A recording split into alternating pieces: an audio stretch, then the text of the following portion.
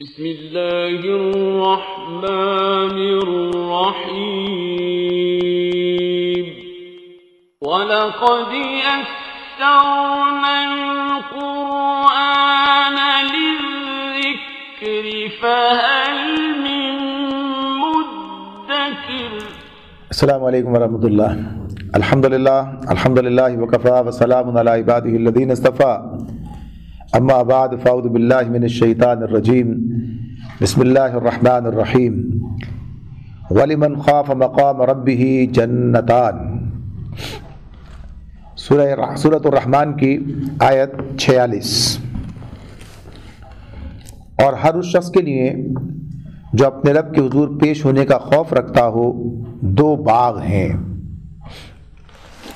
یہاں سے اللہ رب العالمین نے ان لوگوں کا ذکر کیا جو اہل جنت ہیں، اور ان کا پہلا وصف جو اس مقام پر بیان کیا، یعنی سب کا خلاصہ گویا کہیے، سب کا خلاصہ کہیے کہ اللہ نے اہل جنت کے بارے میں یہ بات کہی، وَلِمَنْ خَافَ، وہ لوگ جو کہ ڈرتے رہے کس بات سے؟ مقام رب، اپنے رب کے سامنے کھڑے ہونے سے، یعنی ہر اس شخص کے لیے جو اپنے رب کے حضور پیش ہونے کا خوف رکھتا تھا، یہ اس کی بات ہو رہی ہے۔ تو اس کے لیے کیا بتایا؟ جنتان، اس کے لیے دو باغ ہیں، اس کے لیے دو باغ ہیں۔ اچھا، پہلی بات یہ ہے کہ یہ جو بات اس میں اللہ تعالیٰ نے کہی ہے کہ جو اللہ کے آگے سامنے کھڑے ہونے سے ڈرا، ظاہر ہے کہ حساب کتاب کے اعتبار سے اللہ کے سامنے کھڑا ہونے سے مراد کیا ہے؟ یعنی جب اللہ کے سامنے انسان حساب کے لیے کھڑا ہوگا، جب اس کا حساب لیا جائے گا، جب اس کا نتیجہ سنایا جائے گا، اس دن کے اعتبار سے جب انسان کا معاملہ یہ رہا تو پھر ظاہر ہے کہ اس کا معاملہ پھر کیا ہوگا؟ جس نے ڈرتے ہوئے زندگی بسر کی، سورہ طور میں ابھی ہم پڑھ کر آئے ہیں کہ اہل جنت کیا کہیں گے کہ ہم دنیا میں اپنے گھروں میں ڈرتے ہوئے زندگی بسر کرتے تھے، بے خوف زندگی نہیں تھی، کوئی پرواہ ہی نہیں ہے، کوئی احساس ہی نہیں ہے، لگتا ہی نہیں کہ کسی کا کوئی ڈر بھی انسان کے اندر ہے کہ کوئی کبھی پوچھے گا۔ انسان اپنی جو چاہتا ہے بولتا ہے، جو چاہتا ہے کہتا ہے، ہر ایک ایک لفظ کا حساب دینا پڑے گا۔ انسان اگر یہ سمجھ لے، یہ انسانی بات جان لے، ہر عمل کا اس کو اللہ کے سامنے حساب دینا ہوگا تو پھر کتنا محتاط ہو جائے گا۔ پھر وہ بولے گا تو سوچ سمجھ کے بولے گا، کرے گا تو پھر سوچ سمجھ کے کرے گا۔ یعنی اس معاملے میں اس کی کیفیت یہ ہوگی، جو کرنا چاہیے وہی کرے گا، جو نہیں کرنا چاہیے اس سے رکے گا، اور ایسا نہیں کہ بس آزاد ہے، خود مختار ہے اور جو چاہے کر گزرے، کوئی پوچھنے والا نہیں ہے۔ تو بظاہر دنیا میں تو کبھی کوئی پوچھنے والا نہیں، لیکن جس نے سمجھ لیا کہ ہے اور نگرانی کر رہا ہے، ہر بات لکھی جا رہی ہے۔ سورہ قاف اس میں بات آئی تھی نا کہ جب کوئی شخص کوئی جملہ کوئی زبان سے لفظ نکالتا ہے اور ایک نگراں اسے محفوظ کرنے والا موجود ہوتا ہے، فوراً محفوظ کیا جاتا ہے، تو کہتے رہو، سوچو اللہ کے سامنے کیا جواب دو گے اس معاملے میں۔ تو یہ انسان کی کیفیت ہے۔ تو بہرحال جس نے دنیا میں اللہ سے ڈرتے ہوئے زندگی بسر کی ہو اور ہمیشہ یہ احساس رہا ہو کہ دنیا میں وہ غیر ذمہ دار بنا کر نہیں بھیجا گیا، بلکہ ایک روز اللہ کے سامنے کھڑے ہونا، اپنے اعمال کا حساب دینا ہوگا، تو اس کے نتیجے میں انسان کے اندر تبدیلی آئے گی۔ پھر وہ اپنے آپ کو محتاط رکھے گا، پھر محتاط رہے گا، پھر ان راستوں پہ جانے سے رکے گا کہ جو اسے ناکام کرنے والے آخرت میں اللہ کے سامنے، یعنی اللہ کی نافرمانی سے بچے گا، خواہشات نفس کی بندگی سے بچے گا، ہر اندھا دھند راستے پر نہ چل کھڑا ہوگا، حق و باطل، ظلم و انصاف، پاک و ناپاک، حلال و حرام میں تمیز کرے گا۔ یعنی یہ معاملہ اس اعتبار سے ہوگا، تو پھر اسی کا یہ اللہ تعالیٰ بتا رہے ہیں کہ جزا ملے گی اسے، کہ جنت ہوگی اس کے لیے۔ اس مضمون کو اور زیادہ یعنی اسی اعتبار سے کہ بات واضح کر کے بیان کیا سورہ نازعات میں۔ سورہ نازعات میں اللہ تعالیٰ فرماتے ہیں یہی مضمون، وَأَمَّا مَنْ خَافَ مَقَامَ رَبِّهِ وَنَهَى النَّفْسَ عَنِ الْهَوَىٰ فَإِنَّ الْجَنَّةَ هِيَ الْمَأْوَىٰ۔ یعنی ڈرنے کا کیا مطلب ہوا؟ قرآن خود بیان کرتا ہے، کہتا ہے آدمی میں تو اللہ سے بڑا ڈرتا ہوں، میں اللہ کا سے بڑا ڈرتا ہوں، بڑا خوف ہے، اللہ کے آگے کھڑا ہوتا ہوں تو کس طرح کھڑا ہوتا ہوں، یعنی بظاہر، لیکن اس کا معیار کیا ہے، پیمانہ کیا ہے اللہ سے ڈرنے والے کا؟ تو وہ اللہ نے یہاں بیان کیا کہ جو وَأَمَّا مَنْ خَافَ مَقَامَ رَبِّهِ، جو اپنے رب کے آگے کھڑے ہونے سے ڈرا ہے، اور پھر کیا کیا؟ وَنَهَى النَّفْسَ عَنِ الْهَوَىٰ، اور اپنے آپ کو خواہشات نفس سے روکا ہے۔ خواہشات نفس جو اسے اللہ کی نافرمانی کی طرف لے کر جانے والی ہیں. وَنَهَى النَّفْسَ عَنِ الْهَوَىٰ، یہ ہوائے نفس جو ہے اس سے اپنے آپ کو روکا ہے. یہ ہے اللہ کے سے ڈرنے کا معاملہ. تو جو اللہ سے ڈرنے والے ہوتے ہیں وہ بڑے محتاط ہوتے ہیں، ان کا معاملہ غیر محتاط نہیں ہوتا ہے، وہ اپنے اوپر قابو رکھنے والے ہوتے ہیں. وہ اس اعتبار سے اپنے آپ کو آخرت کے لیے تیار کر رہے ہوتے ہیں. خواہشات نفس کے پیچھے چلے گئے اور کہتے رہے اللہ سے ڈر بھی لگتا ہے، تو بات پوری نہیں ہوئی. یعنی اگر انسان کہتا ہے، بعضوں کا انسان کو دھوکہ ہوتا ہے، شیطان اسے دھوکے میں رکھتا ہے، آپ تو اللہ سے بہت ڈرتے ہیں. آدمی سوچ رہا ہوتا ہے اپنے بارے میں، اس کا دل اسے کہہ رہا ہے فلاں وقت پہ فلاں وقت، لیکن کھلے دل سے اپنی مرضی سے چلتا ہے، اللہ کی نافرمانیاں کرتا ہے. خواہشات نفس سے مراد کیا؟ وہی کہ جو اللہ کی نافرمانی کے ہیں. تو پھر اللہ تعالیٰ کہتے ہیں اس سے باز رہا، وَنَهَى النَّفْسَ عَنِ الْهَوَىٰ، خواہشات نفس سے باز رہا، یعنی جو غلط راستے کے تھے. تو پھر فَإِنَّ الْجَنَّةَ هِيَ الْمَأْوَىٰ، تو جنت اس کا ٹھکانہ ہوگی. یہ اللہ تعالیٰ ارشاد فرماتے ہیں. تو اس اعتبار سے یہاں بھی وہی بات کی. تو کیا کہا؟ دو باغ ہیں. اچھا اب یہاں پر ایک بات یہ واضح رہے، جنت کے معنی باغی ہیں. یہاں جنتان کا ہے، دو جنتیں، تو اس سے مراد باغ ہے. تو یہ قرآن مجید میں کہیں اس پورے عالم کو جو جنت، یعنی سب کا نام ایک ہی، پورے اس کو جو ہے اس میں لوگ رکھے جائیں گے وہ کیا جنت ہے. جنت کا مطلب ویسے تو باغ ہے، یعنی اس کو باغ کا. تو پھر اس باغ میں اور بہت سارے باغات، اس جنت میں اور بہت ساری جنتیں، یعنی یہ اصل ایک جنت اور اس میں اور جنتیں ہیں. ایک باغ بڑا جو سارا کا سارا پورا اسی طرح، اور اس کے اندر پھر یہ. تو اس اعتبار سے اللہ تعالیٰ یہ بات بتا رہے ہیں کہ اس کے اندر جو ہے تو ہر نیک شخص کو اس بڑی جنت میں جو ہے اصل اس میں دو دو جنتیں دی جائیں گی جو اسی کے لیے مخصوص ہوں گی، جس میں اس کے اپنے قصر ہوں گے، محل ہوں گے، جس میں اس کے اپنے متعلقین اور خدام موجود ہوں گے جن کے ساتھ وہ شانہ ٹھاٹ باٹ کے ساتھ رہے. کوئی اور اس میں نہیں آئے گا، اس کے اپنے ہیں یہ اس اعتبار سے. اور باقی پوری جنت ہے، اس کے اندر ہی سب کچھ ہے یہ. تو اس اعتبار سے اللہ تعالیٰ یہ بات بتا رہے ہیں کہ اس کے لیے دو باغ ہوں گے. فَبِأَيِّ آلَاءِ رَبِّكُمَا تُكَذِّبَانِ، اپنے رب کے کن کن انعامات کو تم جھٹلاؤ گے.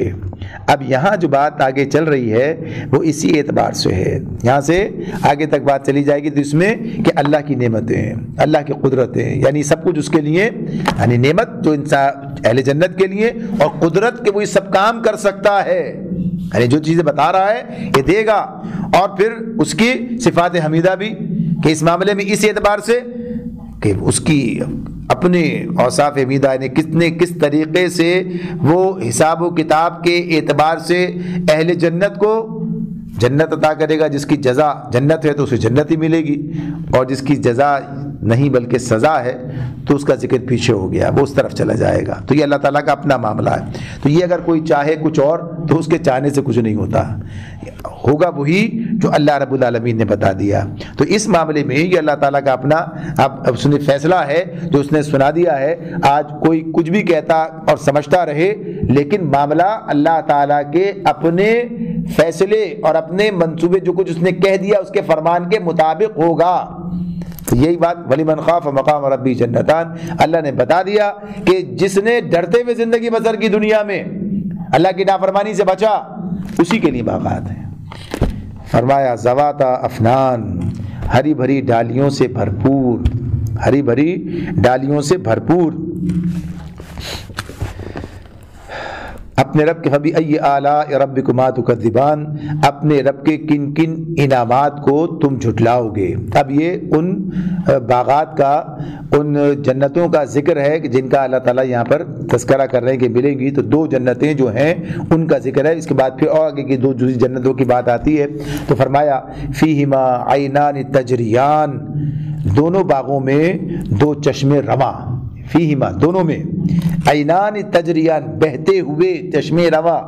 چشمے کی ایک خوبی تو ہوتی ہے چشمہ ابلتا ہے اور ابل کے بہہ جاتا ہے، دور تک جاتا ہے، یعنی یہ تجریان بہتے ہوئے. تو یہ الگ الگ جنت کا معاملہ یہ ہے. جنت وہ نعمت ہے جس کا ذکر اللہ تعالیٰ نے قرآن مجید میں کیا، ہمیں بتایا، لیکن یہ انسانوں کے اپنے ذہنی سانچے کے مطابق. انسان کیا چیز، یعنی اسے جب بات کی جائے تو کیا بات سمجھ سکتا ہے؟ جو چیز اس نے دیکھی ہو.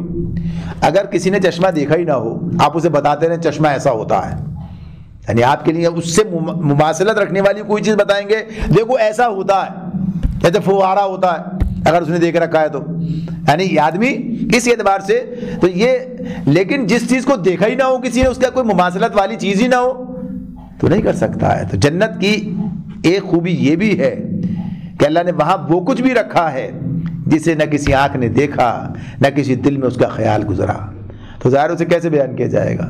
تو یہاں پر سے وہی چیزیں جو انسان کے اس کے خیال میں دائرہ ادراک میں آ سکتی ہیں، تو اس اعتبار سے باقی اس سے بہت ہی اعلیٰ، بہت ہی اشرف۔ تو اللہ تعالیٰ بتا رہے ہیں دونوں باغوں میں دو چشمے رواں، فَبِأَيِّ آلَاءِ رَبِّكُمَا تُكَذِّبَانِ، اپنے رب کے کن کن انعامات کو تم جھٹلاؤ گے۔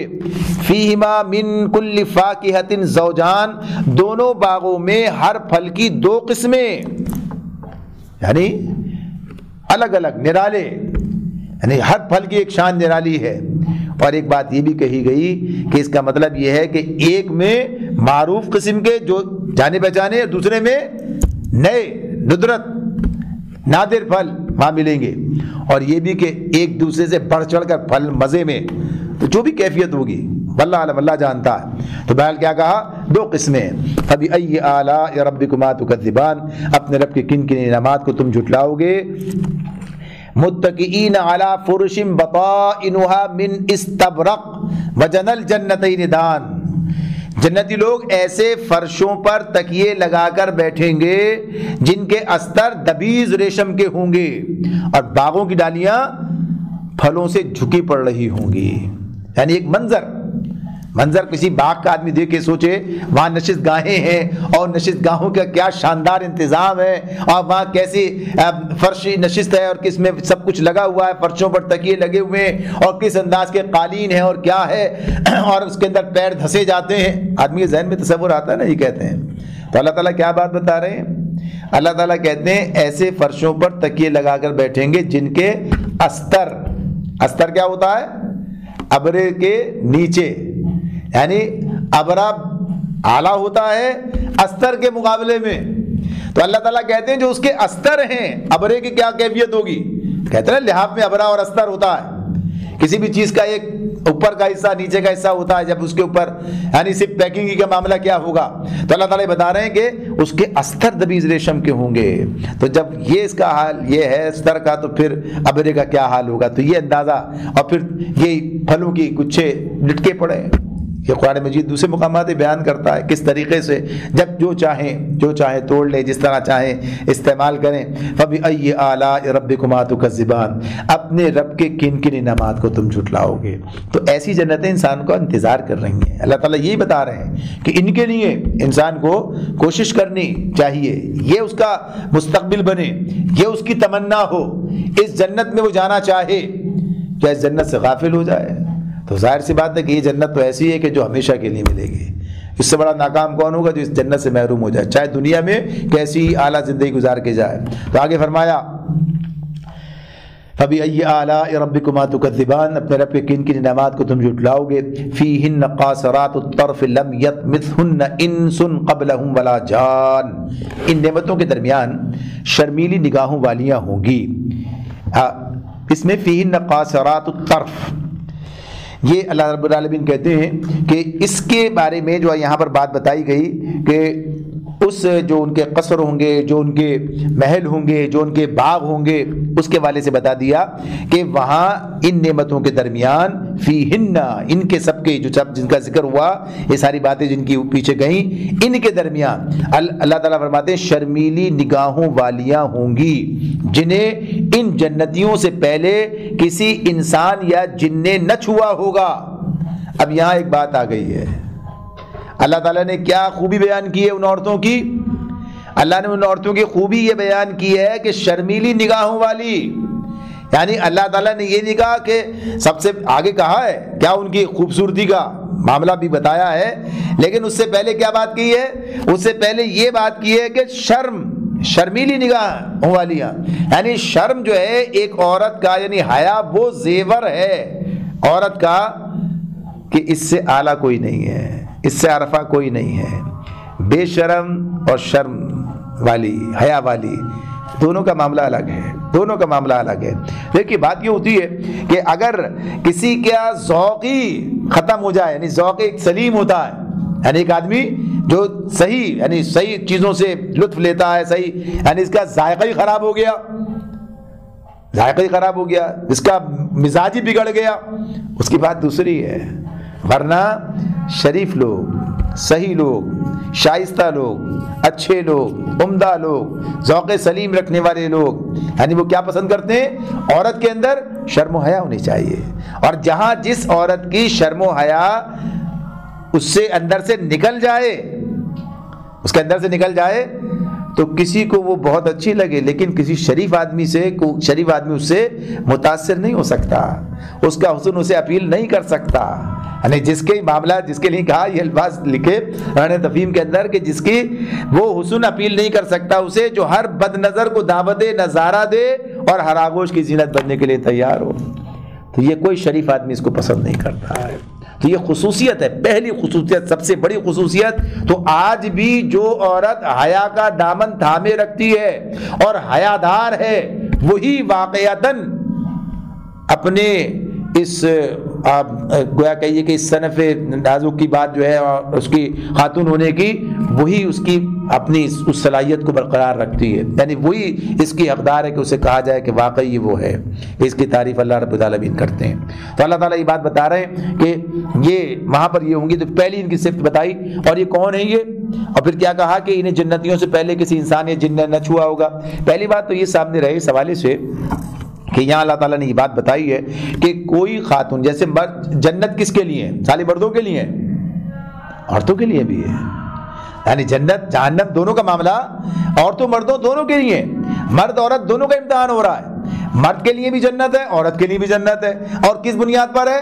اپنی کمائی کی بنیاد پر ہے، یعنی جو جیسا عمل کرے گا پھر اسی کے مطابق جائے گا۔ ایسا نہیں ہے اب یہ یہاں تو کہا کہ یہ اور آدمیوں کی بات ہو رہی ہے، ان کے لیے بات ہو رہی ہے، یہ تو کیا مطلب وہ عورتوں کا کیا معاملہ ہے؟ کیا انہیں ان کے لیے وہاں پہنچایا جائے گا؟ اس کا ذکر آگے الگ آ رہا ہے، اس کا ذکر آگے الگ آ رہا ہے نعمتوں کے والے سے۔ یہاں جن کی بات ہو رہی ہے وہ کون ہے؟ وہ نیک خواتین ہیں کہ جو جس طریقے دنیا کے اندر اللہ رب العالمین کی اطاعت و فرما برداری کرتے ہوئے دنیا سے گئیں اور اپنے کسب کی، اپنے عمل کی بنیاد پر جنت کی مستحق بنی، اس کی بنیاد پر جنت کے مستحق بنی ہے۔ تو یہ ان کی بات ہو رہی ہے کہ یہ ان کا معاملہ ہے کہ یہ بھی اپنے عمل اور کسب کی بنیاد پر جنت میں جائیں گی۔ تو یہ ظاہر سی بات ہے کہ یہ کسی کی وجہ سے نہیں جا رہی ہیں، تو اب ان کا معاملہ اپنی جگہ الگ ہے۔ اب کیا ہوگا؟ اب اللہ رب العالمین نے جو نظام بتایا، نبی اکرم صلی اللہ علیہ وسلم کی تعلیمات سے جو بات ہمارے سامنے آتی ہے وہ کیا ہے کہ دنیا میں جو خواتین اس طرح سے یعنی جنت کی مستحق قرار پاتی ہیں، اس طرح عمل کر کے دنیا سے جاتی ہیں، تو اللہ انہیں جنت میں داخل کرے گا۔ لیکن وہاں ان کا معاملہ یہ ہے کہ اگر وہ شادی شدہ تھی، یعنی اگر ان کا شوہر تھا دنیا میں اور وہی جنت کے اندر بھی چلا کہ وہ بھی جنت میں گیا ہے، تو اللہ رب العالمین اسی رشتے کو ابدی و سرمدی بنا دے گا، ابدی و سرمدی بنا دے گا، یعنی یہ معاملہ اس کے ساتھ ہوگا۔ اور جہاں کہیں ایسا معاملہ نہ ہو، یعنی شوہر گیا ہی نہ ہو یا شادی ہوئی نہ ہو، اس سے پہلے ہی اللہ کے پاس پہنچ گئی، تو پھر اللہ اس کی مرضی سے، یعنی اسی کے معاملے میں اس اعتبار سے کہ کسی نیک مرد کی رفیقہ حیات اسے بنا دیا جائے، یعنی اللہ تعالیٰ وہاں یہ کام کر دے گا اور یہ معاملہ اسی اعتبار سے ہوگا۔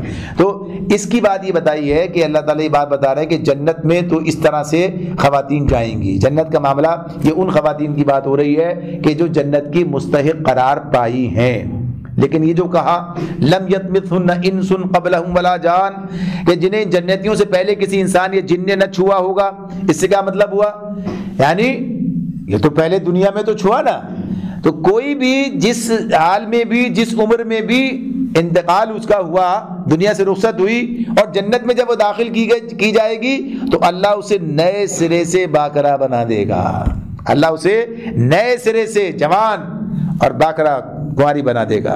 تو اس اعتبار سے وہ جنت میں اس طرح داخل ہوگی، جنت میں اس طرح داخل ہوگی گویا اسے کسی نے چھوا نہیں ہے، نئے سرے سے سارا اسے بنا دیا۔ جیسے مردوں کی بات بھی ہے کہ کوئی بوڑھا تھوڑی داخل ہوگا، یعنی اللہ تعالیٰ اسے خاص عمر کے اعتبار سے وہاں پر جو ہے اس طرح سے جنت اہل جنت کو داخل کیا جائے گا اور پھر وہ اسی پر رہیں گے، اسی عمر کو اسی کیفیت میں رہیں گے.